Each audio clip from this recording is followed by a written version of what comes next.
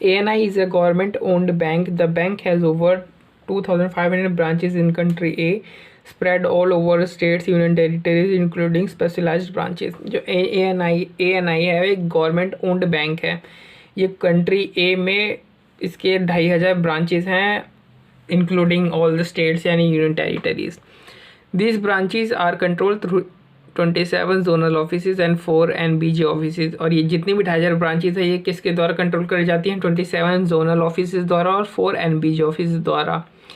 As a government-owned bank, it has usually been the first preference for customer while choosing a bank। चूँकि ये customer bank है तो लोग इसको ज़्यादा प्रेफर करते हैं, क्योंकि लोगों का मानना है कि जो गवर्नमेंट बैंक है उसमें पैसे डूबने की संभावना ख़त्म हो जाती है बिल्कुल। और in the last 6 years the government has permitted a number of foreign banks to operate within the country in order to solve the problem of foreign exchange shortage and open up foreign trade as an instrument to promote economic developments। गत 6 वर्षों में जो government है country ए की, उसने जो कई सारे फॉरेन बैंक्स हैं उनको अपनी कंट्री में ऑपरेट करने के लिए परमिशन दे दिया है। और गवर्नमेंट ने ऐसा इसलिए किया है ताकि गवर्नमेंट की जो समस्या है फॉरेन एक्सचेंज शॉर्टेज की वो ठीक हो सके और जो फॉरेन ट्रेड है उसे ओपन किया जा सके, जिससे कि जो है इकोनॉमिक डेवलपमेंट वो प्रमोट होगा कंट्री का। This foreign banks offers diverse range of services such as direct access to executive management, a single point of contact to coordinate all banking needs, appointment banking to save time, free online banking services 24/7, free unlimited ATM access extra. और जो foreign banks है ये बहुत सारी अच्छी चीज़ services जो है वो प्रोवाइड करती हैं, जिससे कि जो कस्टमर है वो सेटिस्फाई होता है, कस्टमर का समय बचता है। In contrast, ANI has very elementary information system covering only for internal transaction handling and accounting activities। और इसके विपरीत जो ANI है उसका जो इंफॉर्मेशन सिस्टम है वो सिर्फ अपने इंटरनल मैनेजमेंट के लिए ही है।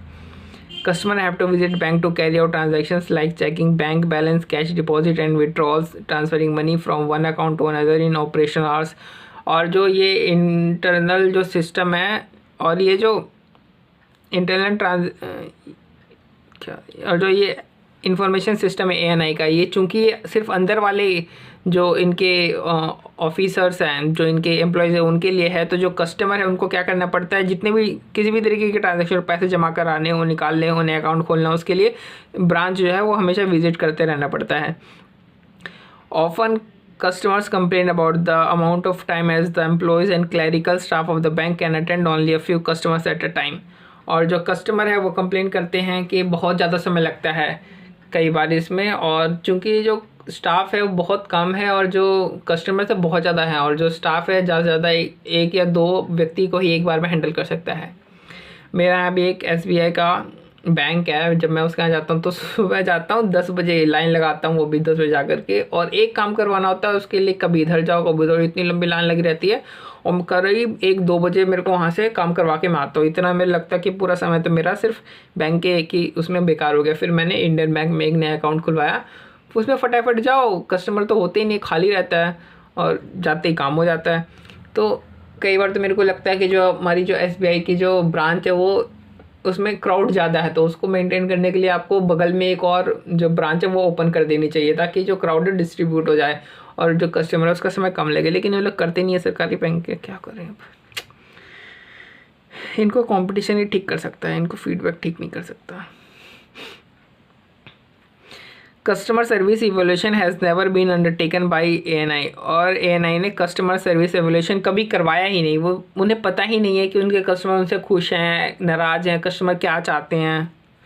Other processes, new account applications are complex. और जो काफ़ी सारे जो नए अदर जो प्रोसेसेस होते हैं, जैसे कि आपको नया अकाउंट खुलवाना है, उसमें उसका प्रोसेस बहुत ही ज़्यादा कॉम्प्लेक्स है। उसमें काफ़ी सारी आपको जो डॉक्यूमेंट है वो कंप्लीट करनी पड़ती है। जो बोर्ड ऑफ डायरेक्टर्स है अब वो चिंता कर रहे हैं कि जो ग्रोइंग पॉपुलैरिटी है वो फॉरेन बैंक्स की, उसके चक्कर में उनका धंधा जो है वो कम हो रहा है। मैंने बताया ना, जो सरकारी बैंक होते हैं या सरकारी कोई भी काम हो, उसको कस्टमर फीडबैक बिल्कुल भी ठीक नहीं कर सकता, उसको सिर्फ कंपटीशन ही ठीक कर सकता है। यहाँ पे भी जो ANI के जो बोर्ड ऑफ डायरेक्टर है वो कंपटीशन से घबरा करके ही ये BPR लाना चाह रहे हैं, ठीक है। तो advice how business process engineering can be use to improve ANI's current process. तो पहली बात है कि अभी हमने थोड़ी देर पहले सिक्स सिग्मा देखा था, अब हम BPR देख रहे हैं। तो जो सिक्स सिग्मा है वो जो रनिंग जो बिजनेस है उसके लिए होता है, और जो BPR होता है कि भाई बिजनेस डूबने वाला है, आज नहीं तो कल आपको पता है कि आपका बिजनेस डूबेगा ही डूबेगा। तो आप अपने बिजनेस को बचाने के लिए काम करते हो, और डूबे हुए बिजनेस को उभारने के लिए भी एक ही होता है। मतलब कि एक तो आपके बिजनेस डूबने वाला है और एक या तो डूब चुका है, इन दोनों के लिए आपको BPR लगाना पड़ता है, आपको अपना बिजनेस फिर से रनिंग में लाना है। तो अब हमें एडवाइस करना है कि जो BPR है वो किस तरीके से मतलब यूज़ किया जा सकता है ANI की करंट प्रोसेस को इम्प्रूव करने के लिए। तो पहले तो आंसर में क्या कर रखा है, जो BPR जो है उसकी डेफिनेशन दे रखी है, जैसे फंडामेंटल रीथिंकिंग, रेडिकल रीडिज़ाइन। ये ग्रीन में जितनी भी हाईलाइट करेगी ये सिंपल से उठा करके डेफिनेशन चेप रखा है। फिर यहाँ पे कहता है कि अगर आपको BPR इम्प्लीमेंट करनी तो सबसे पहले जो है आपको प्रोसेसेस जितने भी हैं उन सबको आइडेंटिफाई करना पड़ेगा, कैटेगराइज करना पड़ेगा। फिर आपको देखना पड़ेगा कि क्या इनमें से प्रोसेसेस जो हैं ये सारी, इनमें से कौन कौन सी वैल्यू एडेड प्रोसेसेस है, कौन कौन सी ऐसी प्रोसेसेस है जो कि वैल्यू एडिशन जो प्रोसेस है उनको सपोर्ट करती है, और कौन कौन सी नॉन वैल्यू एडेड प्रोसेसिंग हैं। तो जो नॉन वैल्यू एडिड वाली है उनको आपने हटा देना चाहिए। फिर जो वैल्यू एडिंग जो प्रोसेस रह रही है उनके ऊपर आपको BPR करना चाहिए, इसमें ये लिखा हुआ है।